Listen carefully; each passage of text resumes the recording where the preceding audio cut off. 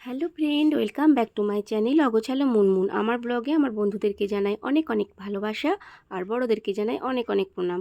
তো আজকে আমি তোমাদের সাথে কি রেসিপি ভিডিও শেয়ার করব সেটাই তোমাদেরকে দেখাচ্ছি। তো এখানে দেখতেই পাচ্ছ কিছুটা চিংড়ি মাছ নিয়ে নিয়েছি আর 4টে পটল নিয়ে নিয়েছি। তো আজকে আমি পুর ভরা চিংড়ি মাছের দোরমা কিভাবে বানাই সেটাই তোমাদেরকে দেখাবো। তো দেখো, দেখতেই পেয়েছো চিংড়ি মাছ আর পটল তো নিয়ে নিয়েছি। তো তার সাথে এবার আমি কি করব, পটলগুলো ভালো করে কিন্তু একটু ছাড়িয়ে নেব। আমি ছুলে নিয়েছিলাম পটলগুলো, আর এখানে পেঁয়াজ আছে আর চিংড়ি মাছ আছে। এবার পটলের ভেতর থেকে আমি বীজগুলো বার করে নেব। তো দেখো, পটলের বীজগুলো বার করে নিয়েছি। এবার চিংড়ি মাছ, পেঁয়াজ আর পটলের বীজগুলো কিন্তু ভালো করে পেস্ট করে নেব। তো এখানে দেখো, সব ভালো করে পেস্ট করে নিচ্ছি। আর এখানে কিছুটা আলু রেখেছি মেখে, ঠিক আছে। তো দেখতেই তো পেয়েছো, এটা পেস্ট করে রেখে দিয়েছি। তো এবার আমি কড়াই বসিয়ে দিলাম। এবার কড়াইয়ের মধ্যে কিছুটা সর্ষের তেল দিয়ে দিচ্ছি। তো পরিমাণ মতন সর্ষের তেল দিয়ে দিলাম, তেলটা হয়ে গেছে। এবার আমি একটা কাঁচা লঙ্কা ফোড়ন দিয়ে দিলাম। এবার যে পেস্ট করে রেখেছিলাম চিংড়ি মাছ, পেঁয়াজ আর পটলের বীজগুলো, সেটা কিন্তু আমি দিয়ে দিচ্ছি তেলের মধ্যে। দিয়ে আমি ভালো করে কিন্তু একটু নাড়াচাড়া করে নেব। তো দেখো, ভালো করে আমি একটু নাড়াচাড়া করে নিচ্ছি। আর বন্ধুরা, সবাই কেমন আছো অবশ্যই কমেন্ট করে জানিও। আর আমার ভিডিও কেমন লাগলো তাও কিন্তু কমেন্ট করে জানিও। আর প্রচুর গরম পড়েছে বন্ধুরা, সবাই কিন্তু সাবধানে থেকো, ভালো থেকো, আর বেশি বেশি করে জল খেও। তো এবার আমি কিছুটা পরিমাণে আদা রসুনের পেস্ট দিয়ে দিলাম। দিয়ে আমি আবারও নাড়াচাড়া করে নিচ্ছি। তো এবার আমি পরিমাণ মতন কিছুটা হলুদের গুঁড়ো দিয়ে দিচ্ছি কিন্তু, আর জিরে গুঁড়ো দিয়ে দেব, কাশ্মীরি লঙ্কার গুঁড়ো দেব, আর পরিমাণ মতন লবণ দিয়ে দিচ্ছি।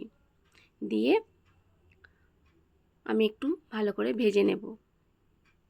এটা ভালো করে ভাজার পরে কিন্তু তারপরে যে আলুটা আমি ছাড়িয়ে রেখেছিলাম, সেই আলুটাও কিন্তু আমি এর সাথে দিয়ে দিচ্ছি। অল্প করে আলুটাও দিয়ে দিলাম। তো এবার ভালো করে আমি এটা কিন্তু ভেজে নেব। চিংড়ি মাছের পুর ভরা পটলের দরমাটা কিন্তু এইভাবে করলে কিন্তু দারুণ টেস্ট হয়, আর খেতে কিন্তু সত্যিই খুব সুন্দর হয়। তোমরাও একবার বাড়িতে বানিয়ে দেখো, দারুণ হয় কিন্তু। তো দেখো, আমার মশলাটা কিন্তু একদম রেডি হয়ে গেছে, দেখতে পেয়েছো, তুলেও নিয়েছি। তো এখানে আমি যে পটলগুলো ভেতর থেকে বীজ বার করে রেখে দিয়েছিলাম ছুলে, তো দেখতে পেয়েছো এই যে। এবার ওর মধ্যে আমি এই পুরটা কিন্তু ভরে দেব।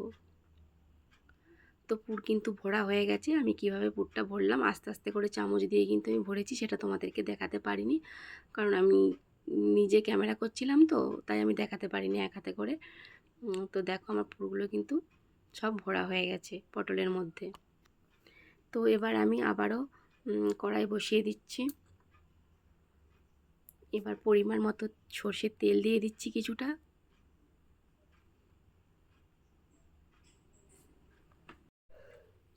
তো দেখো, এবার তেলটা কিন্তু হয়েই গেছে। তো আমি আমি এবার একে একে পটলগুলো কিন্তু তেলের মধ্যে দিয়ে দিচ্ছি। তো পটলগুলো আমি তেলের মধ্যে একে একে দিয়ে দিলাম।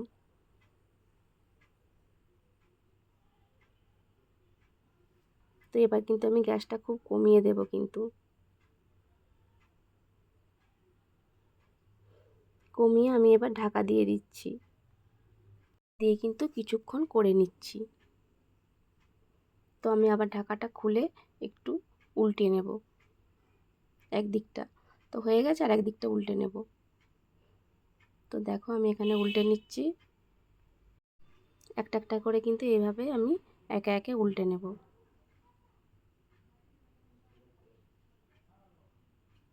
আর আমার ভিডিও কেমন লাগে অবশ্যই কমেন্ট করে জানিও কিন্তু। তো আমি একে একে উল্টে নিয়েছি। এবার কিন্তু আবারও ঢাকা দিয়ে দিলাম, আরও কিছুক্ষণ করে নেব। তো দেখো, আবারও ঢাকা খুলে নিয়েছি, দেখতেই পেয়েছো হয়ে গেছে কিন্তু অনেকটাই ভাজা। কমিয়ে কমিয়ে করলে কিন্তু পুরো সেদ্ধ হয়ে যায়। তোমাদেরকে উল্টে আর একবার দেখিয়ে দিলাম, দেখো। আর আমার এই ভিডিও যদি তোমাদের ভালো লাগে অবশ্যই লাইক, কমেন্ট, শেয়ার, সাবস্ক্রাইব করে দিও। আর কি বলবো, সবাই খুব ভালো থেকো, সুস্থ থেকো। সবাইকে অনেক অনেক ভালোবাসা আমার এই ভিডিও দেখার জন্য। আর অবশ্যই কিন্তু কমেন্ট করে জানিও আমার আজকের রেসিপি ভিডিও কেমন হলো। তো আজকের মতো টাটা।